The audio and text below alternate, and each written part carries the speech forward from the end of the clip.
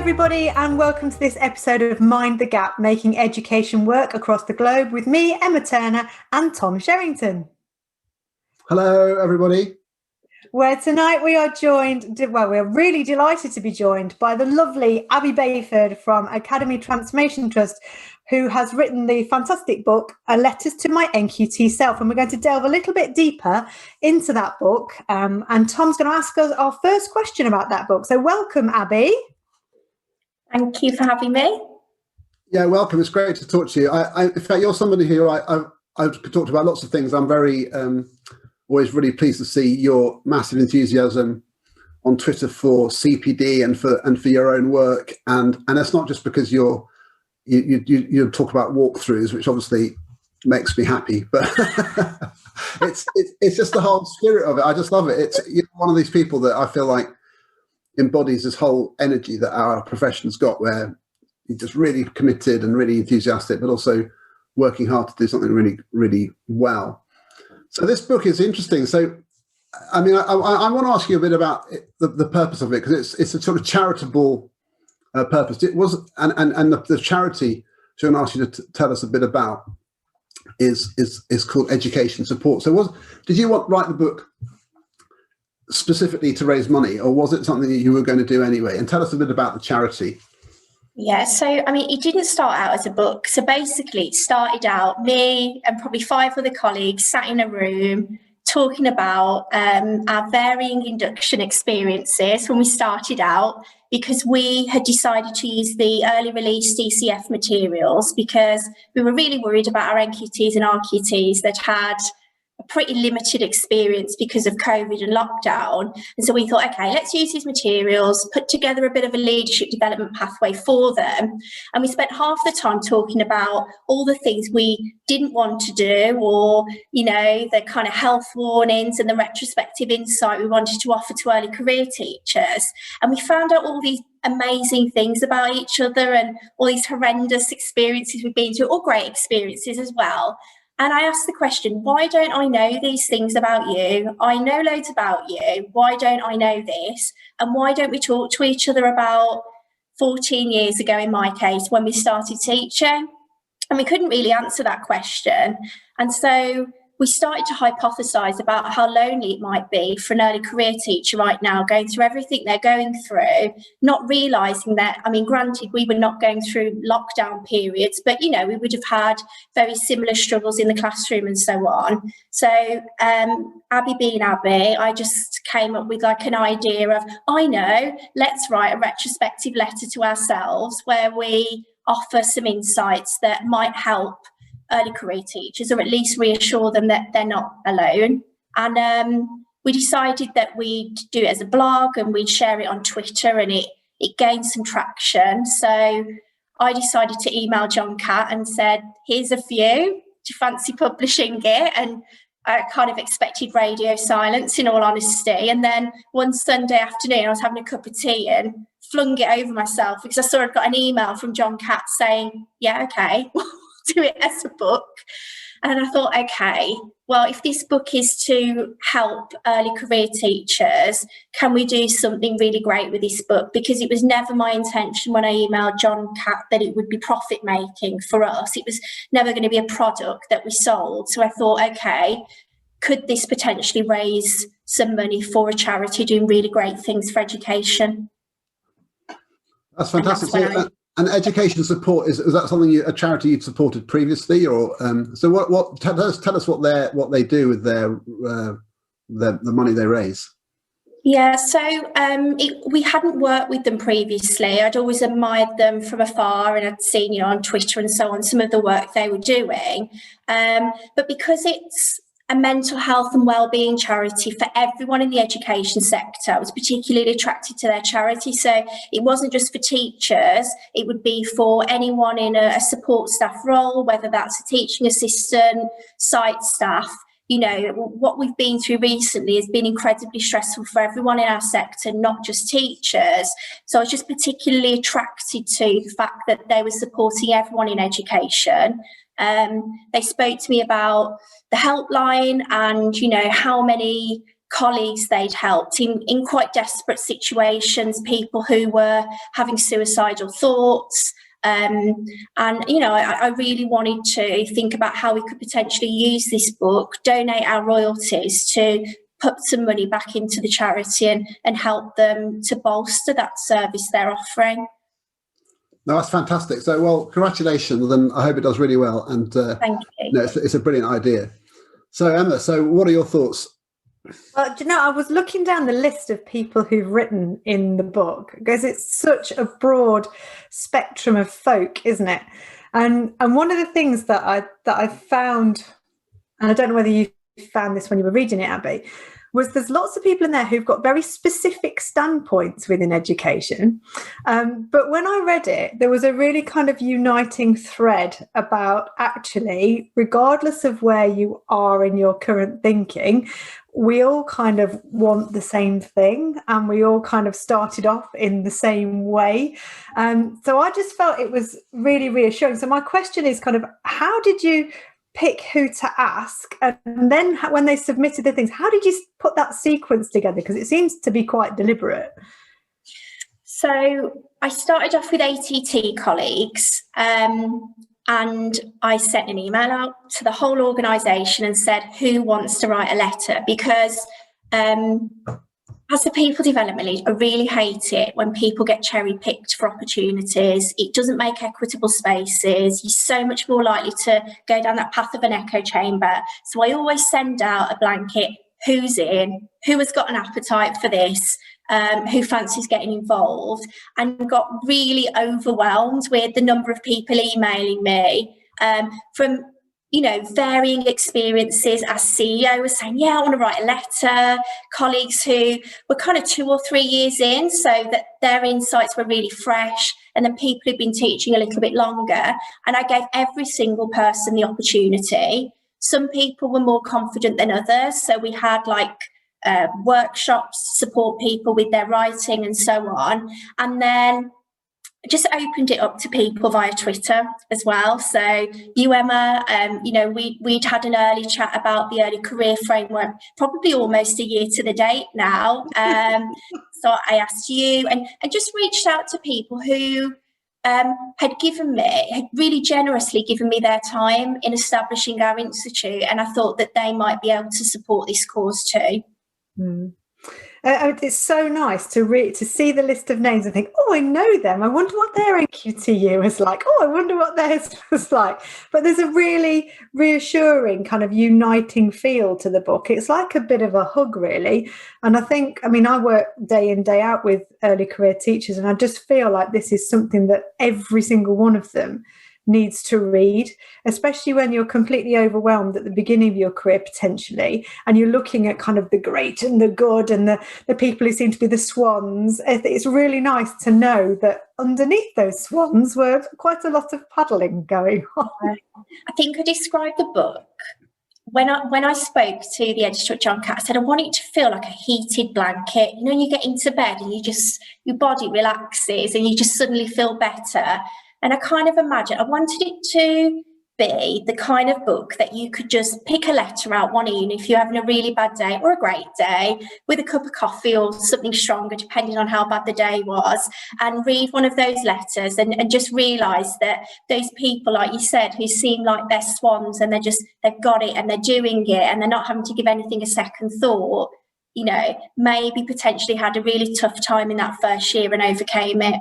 Mm. That's interesting. But what strikes me is that there's, I mean, it's just a great feature of the book. It's a bit like, if I may say, Emma's book, Be More Toddler, where there's a, you know, you might think because of the title and so on that it's going to be a certain type of book, and then when you get into it, it's like properly sort of hardcore with it. It really sort of like serious messages and technical stuff about how to lead better, and it kind of like lulls you in. And this is the same. So you think it's all going to be lots of like pretty fluffy stuff possibly, but it isn't. You know, there's like properly technical stuff about assessment and curriculum and behavior management, as well as kind of positive messages about, you know, don't be so hard on yourself. Yeah, and you'll get through it kind of messages. So what's your sort of feeling about that? What the range of material in it? What would you, are there some key things that emerge? Yeah, behaviour came out a lot. So the don't smile before Christmas. And I hope people don't still say these things, but, you know, they're all right for me. I remember hearing that phrase, and it's just one of the most damaging things you can ever say to another person, because A, it's a complete lie. You've probably, I don't know, established yourself in that school and worked with that child from year 7 to 11, and you've built a relationship with them and you've worked really hard at it.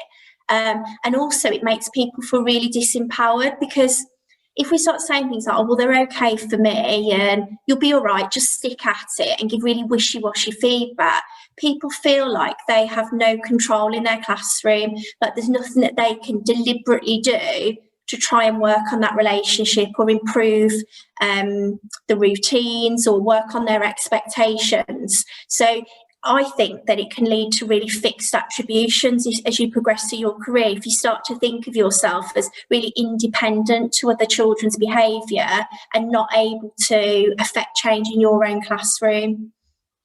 Do you think people really do say those things to people? Because you've got to hear them, but they did to that was said to me, and Catherine Rushton, who wrote a letter, did, and I remember Sam Strickland retweeted it, and it really resonated with him.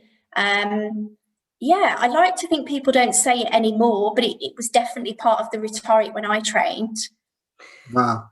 It's funny because my experience from behaviour management was, I first started teaching in a sixth form college. So behaviour was kind of straightforward, to be honest, relatively. But when I first came down to London and started working in a comprehensive school, I got absolutely torched for about 2 years. And I actually started off as a supply teacher, and I said this before, that it was kind of the loneliest time and the worst time I've ever had in my career was walking down the corridor and going to the staff room after a terrible, terrible lesson. And it wasn't that what anyone said to me, is that nobody said anything to me at all. I didn't know who to speak to. So I was too scared of the deputy head, and who was kind of in charge of me. And I just sat there in the staff room and nobody spoke to me because they didn't know who I was, and they kind of were too busy. And it was just like, oh my God, this is absolutely brutal. And it was like real sink or swim. You know, I've just been absolutely fried emotionally by this year 9 class who I can still remember. and like nobody cares. That's how it felt. It's awful, isn't it? Yeah.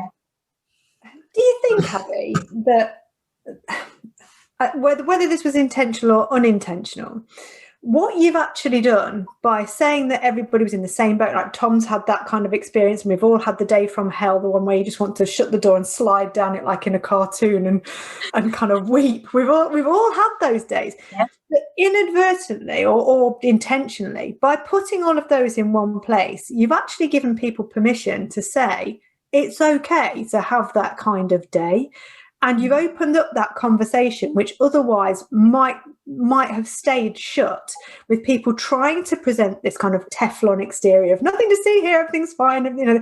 But actually, by people being really honest about their own experiences, not only is it really nice to know you're in the same boat, but what that's done is said it's okay to have that kind of day. It's okay to reach out there, and it's just a lovely link then with the charity, the Ed Support Charity. So I think it's kind of I don't mean a double whammy. It's like a 2-pronged thing. There's it's okay to feel like this because we've all been in that boat. And if you are feeling really rough, there's this support as well, which the book supports. So was that an intentional, or was that a happy accident?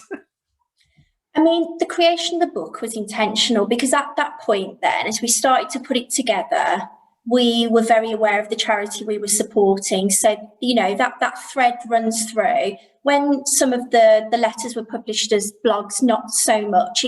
But what I did want to do was really, like you said, normalise these feelings and these experiences people are having. And I hoped it would be like a trigger to spark conversation with colleagues, where they might say, have you read this? Either it's like really sad or really hilarious. Have you ever felt like this? Has this ever happened to you? And like with Tom, he's shared his experience. It just creates a space for people to start talking about these things, and probably retrospectively more so laugh about some of them as well, and realise that it's completely normal to have these peaks and troughs every week, let alone across your career. within the same lesson in your NQT, you start off thinking you're the greatest gift of teaching ever in the history of the world. 10 minutes in, thinking maybe I need to reassess this. Yeah, like going from starter to plenary. If you think about the 3-part lesson, which is kind of how I was trained in the NQT year, you can take a real nosedive. Yeah. Funny. I remember one of my first lessons with them. Well, I had there was more like teaching practice than NQT. In one, I used to have little round glasses, and I looked like Lofty from EastEnders, and it used to plague me. So it literally everywhere around the playground and the corridors, I'd be going. It was in South Manchester in Wythenshawe. All right, Lofty, how's Michelle? All right, Lofty, how's Michelle? And I was like, it just wound me up. And I lost my temper with a boy one time, and I just thought, oh my God. So when I got my first job, I used to not wear my glasses. For 3 years, I didn't wear glasses, and I couldn't even see the back of the board from the back of the class, because I was so determined no one was going to call me Lofty. What? That's terrible, isn't it? It's like kids can have that power. Well, look, here's one of my favourite ones. Let's talk about some specific ones. I really love this one. It's short and a really good message. It's from Roma the Major from Lionheart. And she says, she just basically says, be yourself. That's basically the message. And she also talks about making a career change. I like this. It's a big jump. You've given up a secure career to pursue something that you believe is more meaningful. You will doubt that decision. But trust yourself. I think that's great. So much packed into that. But then she's basically saying, be yourself. You are who you are. And to me, that's such an important message, because when I go around talking to teachers now, I see teachers are so individual, and that's good. That's okay. And I feel that message is so important, that you're not trying to turn yourself into this sort of teacher person.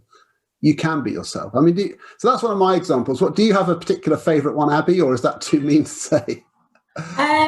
Well, I do love Roma's, and one of the reasons why I asked Roma to write a letter is because she speaks publicly about being, showing up as your authentic self and feeling liberated to do that, and that it's not a weakness to be different to perhaps other colleagues who you work alongside of. So I really like her letter. I really like, hold on, you're going to make me choose, aren't you? And then someone will get really upset. I'm going to choose Haider's Surviving and Thriving, because Haider is in his second year of teaching. So he was so brave. He was just coming to the end of his NQT year and said to me, can I write a letter? And I said, absolutely, because I don't know, it's so fresh. He's just been through that for the year. And he really talks about the importance of forging positive relationships with colleagues, and how, as an NQT, because you're so excited and you're so hungry to learn, there could be a tendency to just fill every waking hour to absorb knowledge and not spend time with colleagues. And he reflected on the fact that actually he got so much more out of those moments where they'd all sit and have a sandwich together in the classroom and talk, than putting his head in a book and reading about educational theory. So to be able to acknowledge that so quickly in his teaching career is really impressive to me, and must be commended. Yeah, you can't substitute that. Good sort of, collegiate atmosphere and joining in that, and not seeing yourself as aloof from it and getting involved. It's good to see that. What about you, Emma? Have you got any favourites? Yeah, I like the one called The Cog. The Cog, where you are part of something bigger than yourself.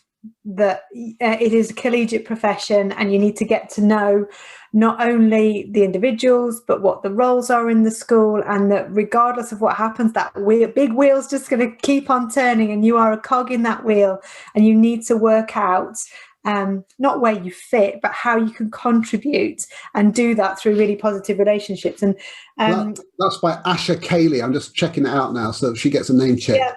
I was just about to read it out. I've just got my page here, Tom. But I like the bit about that she also talks, it is a she, isn't it? Yes, yeah. It's about asking for feedback as well. Get that gift of feedback in that first year, and be brave and ask for it.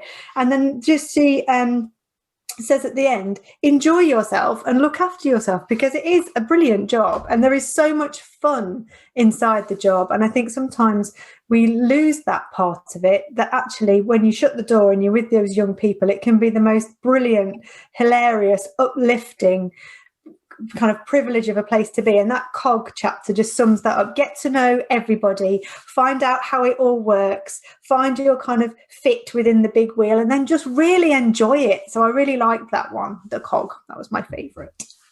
I love Ash's blog, and it's really motivational, isn't it? When you feel like, I remember reading Daniel Pink's Drive, and he talked about 3 motivational levers for people. And the one that particularly stood out for me was purpose. When you feel like you're part of something bigger and you've got a really integral part of that, it's your motivation to show up every day, because you know that you've got colleagues who are relying on you, and that, you know, you're contributing to that wider purpose.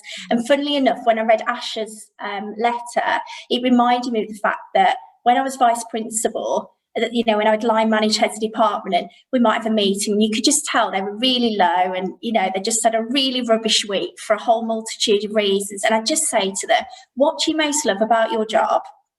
And everyone would reply slightly differently, but most of it was being in the classroom with the students or working with colleagues. And I'd say, right, just go and do that. Go and spend the next couple of days, just whatever free time you've got, completely immerse yourselves in the things that you most love and enjoy. And it always gave us that pick me up. We'd always say, I'm going to just spend a day doing all the things I love. And we've said that before, haven't we, Tom? Like when we're in headship, when things are really rough, just get out the office and walk around and go back into the classrooms and sit amongst the reason why you're doing what you're doing, get involved with the children. So I think one of the reassuring messages that comes out of the book is that actually it's an enjoyable place to be, and the children are the real gift within the profession as well. I like this sort of thing, because I think sometimes, I mean, even though, you know, we're talking about the stuff in the headlines of it, you know, that you can get into a bit of the sort of meme cheese, these aphorisms, you know, but you do need solutions. So one of the letters I really like is Philippa Harris, a principal of Paul Hayes Academy, because her title of her letter is "Family Should Always Come First." So that might just be a kind of a general kind of emotional message, but actually she identifies some specifics. So what does she mean? She's saying when she was in NQT, she spent too much time marking. And she said, you know, you don't live to work, you work to live. But that's easier said than done when you've got a whole pile of books to mark. And you just think, but I still have to mark them. And I've been asked to mark them, and I've set up the expectation the kids want them back in. And a lot of people spend Sundays preparing their weeks. Yeah. So she gives some specific things. So she talks about become a live marker during the lesson, use whole class feedback where appropriate, and use self and peer assessment. So she gives like quite a chunky section of like, this is how you get through the kind of the marking thing. I know. So, I mean, that was intentional, was it, to sort of, did you ask people to provide solutions, or did you give sort of free, I don't know, whatever, get people to write whatever they wanted? So I let people choose their story, whatever that story was, but I asked them to give very tangible things if they were able to. So things they might do differently, or very specific guidance for people. Like, for example, in Ben Manley's blog, Panic at the Disco, I love the title, he gives some examples of questions you could ask teachers when you observe them, to move beyond that superficial and visible what, to really dig deep into teaching insights and figure out why people are doing what they're doing. And so, yes, it was very deliberate when we asked people who were writing it to give very concrete strategies.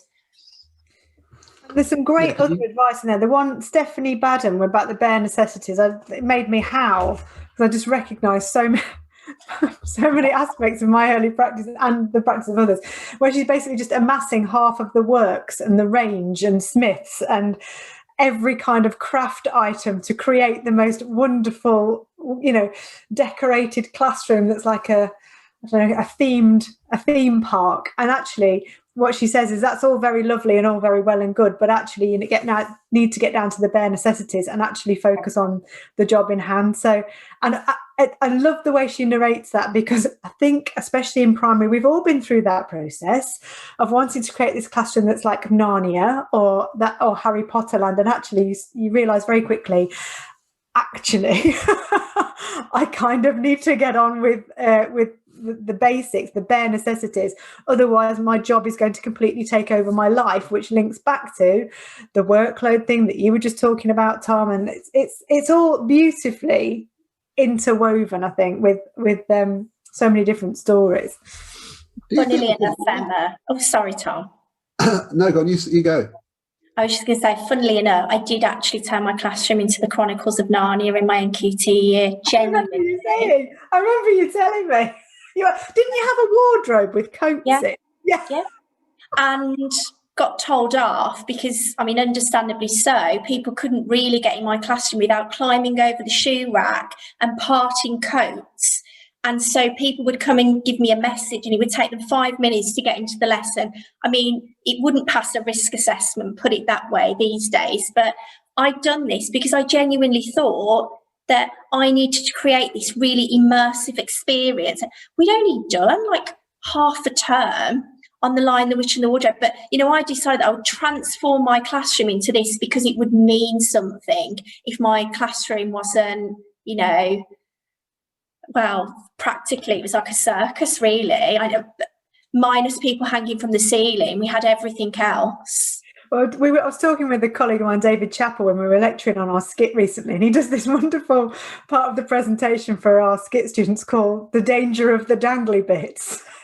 He talks about how hanging things from the ceiling in your classroom ultimately annoys your premises officer when they fall down and the school alarm goes off at 3 times at 2 o'clock, 3 o'clock and 4 o'clock in the morning. So, and it just made me smile when I read Stephanie's thing, because I was thinking that links very well to David's section on the danger of the new classroom and the danger of the dangly bits. Wow. It's funny because there are so many different experiences, and it all does really depend on the context people go into.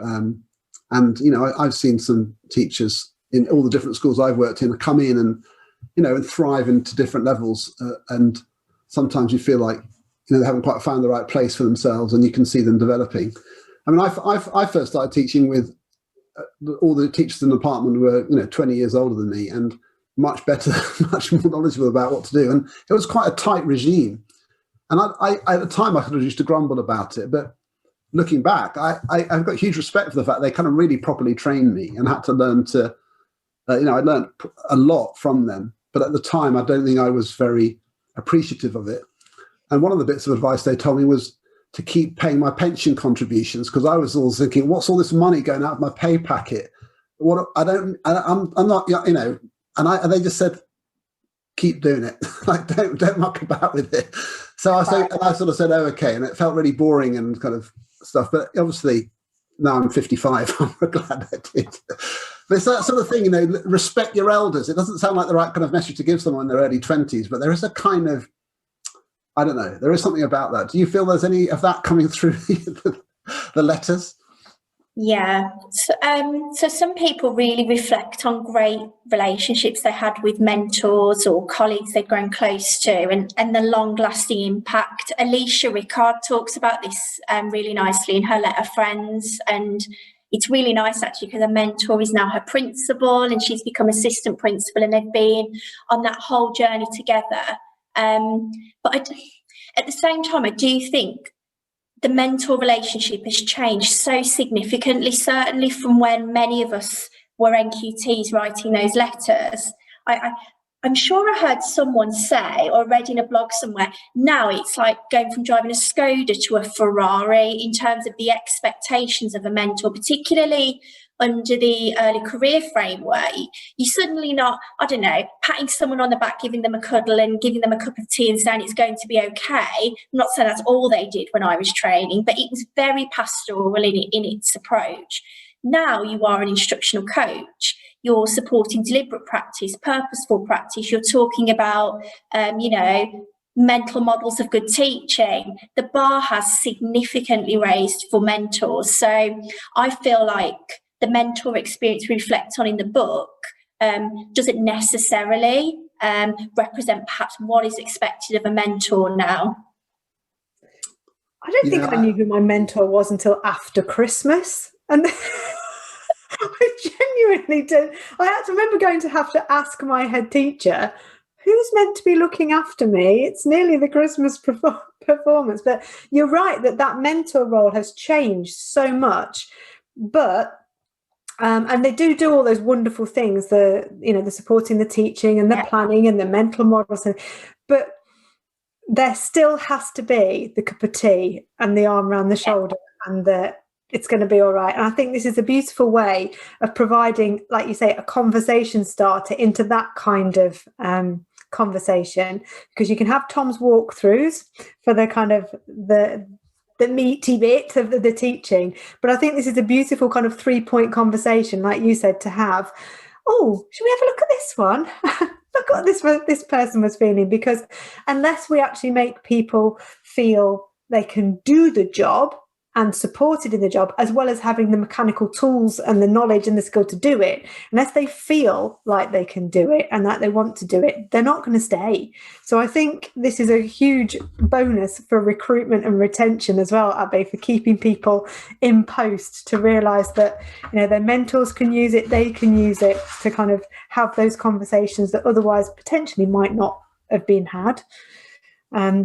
Do you think I think it's interesting, because I do think this thing of the instructional coaching coming in. I had a conversation with some people a couple of weeks ago where they were saying, in the mentoring system within the early career framework or just the NQT process generally, they're saying, do you think there's time in those mentoring sessions to include instructional coaching? And I was saying, well, what else are you talking about? And I was thinking and they were saying, well, there's all this stuff you're supposed to talk about as well. And I was thinking, yeah, but you do need, there's only so much time a teacher needs to spend talking about themselves all week. And of course, for me, the getting good at the classroom and feeling good about that is almost solves some of the other issues.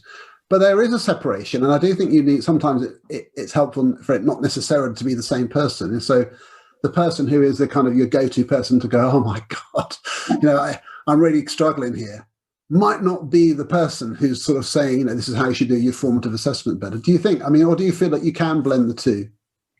I think you could, depending on the expertise of the colleagues. But funnily enough, we've had this conversation in our trust, and we've piloted this year the idea of having a mentor and then having an instructional coach, so that you've got two elements of support there. And that it might be that some colleagues have got the capacity to do both things, and it's not to say whoever's in that mentor role couldn't have been an instructional coach, but it just helps to really clearly signpost the support that is available. And when I'm with the coach, we're talking teaching, pedagogy, deliberate practice, very granular things I can work on. And then there's a very dedicated space then with a mentor to talk about things that might be challenging, support networks and so on. So I think there's definitely a place for that if schools have the capacity. That's what we've done for many, many years in our trust. We have your kind of, we used to call them the induction tutor. So they would tutor you in your teaching and improve your teaching.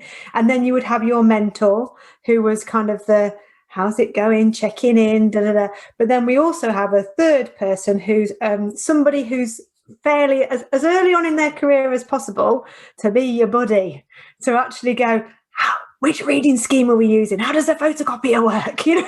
All of that bit. So we made that decision quite a long time ago to have the person who does the nuts and bolts of teaching, the person who does the cup of tea, and then the person who's, I don't know how to do this, do you?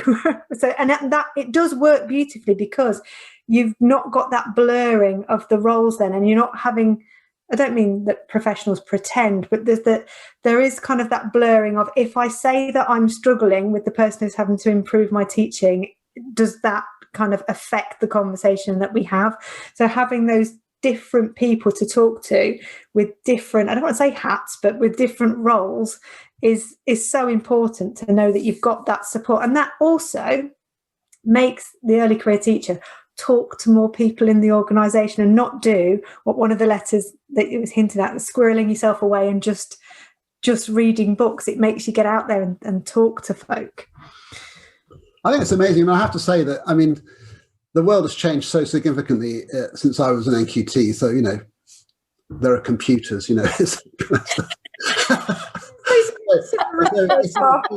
it's ridiculous. It really is that you know, I never made a PowerPoint until I was into my 8th year of teaching, because it was a bit of a revelation that was something that you could do. But more than that, I remember watching on Twitter a video about 4 years ago. I think it was Tom Rogers, and it was just like, I don't know, doing one of his things where he just sort of talked to the world, and he was just saying, if you're an NQT and you've had a bad day, you're not alone. And I was just thinking, oh my God, I wish I'd had someone like that when I was doing this, like someone who just say, you're all right, you're going to be fine, and you're not alone. And it's like, there wasn't that. So you had this sort of sense of, like, I have to sort of pretend and kind of hide, and everyone else seems okay.